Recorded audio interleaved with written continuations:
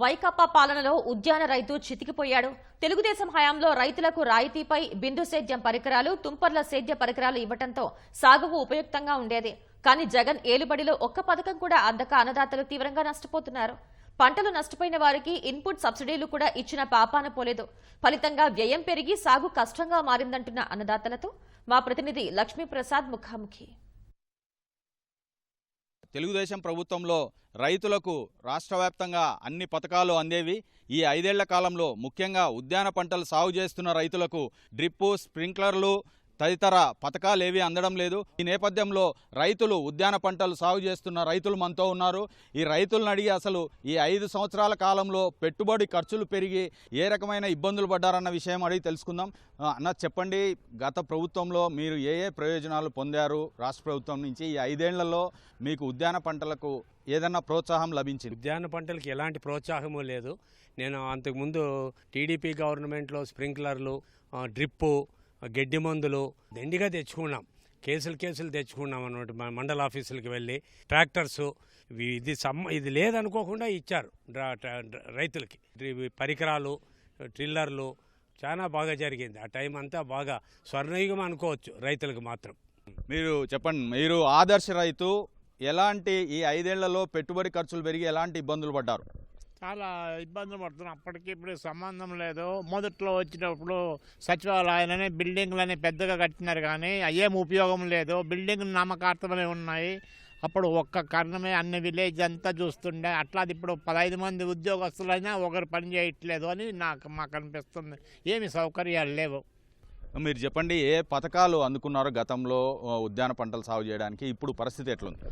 గతంలో input subsidy కానీ, డ్రిప్లు కానీ, స్ప్రింక్లర్లు కానీ, ట్రాన్స్ఫార్మర్లు కానీ మాకు ఈ పార్టీ ఆ పార్టీ అనుకుంటే ఓన్లీ రైతుగానే ఇచ్చాడు, కానీ ఏ పార్టీని చూడలేదు.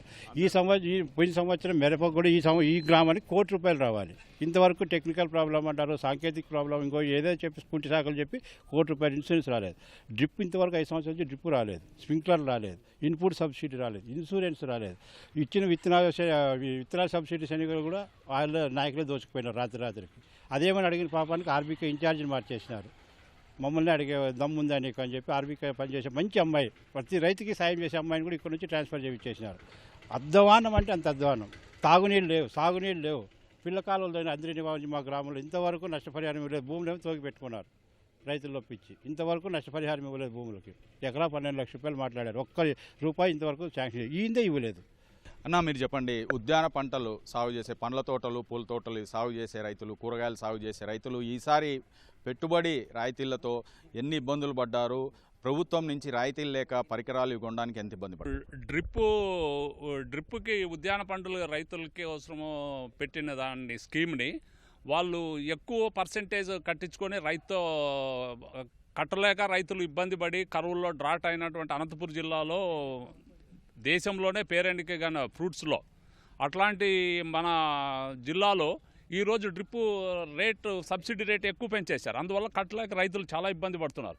అది ఉంది ఆల్రెడీ, ఆమ్దాల దగ్గర డంప్ చేశారు. అది ఈ పార్టీ ఆ పార్టీ అనకుండా పాలసీస్ ప్రకారం రైతులకు ఇచ్చేస్తే సమస్య.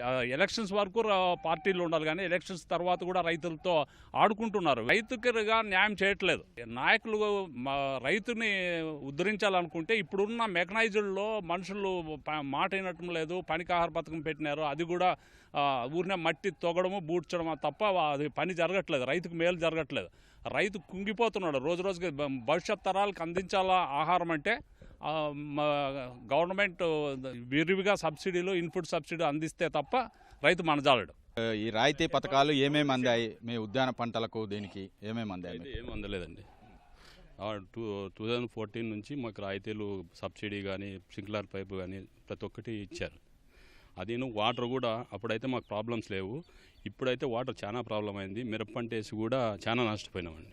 ఇదే రైతులు అంటే పంట నష్టపోయిన రైతులకు పరిహారం ఇవ్వడం మొదలు తెలుగుదేశం ప్రభుత్వంలో అందరి రైతులకు రాయితీలు, మెకనైజేషన్, ఏదైతే వ్యవసాయ యాంత్రీకరణ ఇవన్నీ ఇచ్చారని, ఈ 5 ఏళ్ల కాలంలో పెట్టుబడి ఖర్చులు పెరిగి ప్రభుత్వం రాయితీలు ఇవ్వకపోవడం వల్ల చాలా ఇబ్బంది పడుతున్నామని ఉద్యాన పంటల రైతులు చెప్తున్నారు. కెమెరా పర్సన్ నారాయణతో లక్ష్మీప్రసాద్, అనంతపురం జిల్లా నుంచి.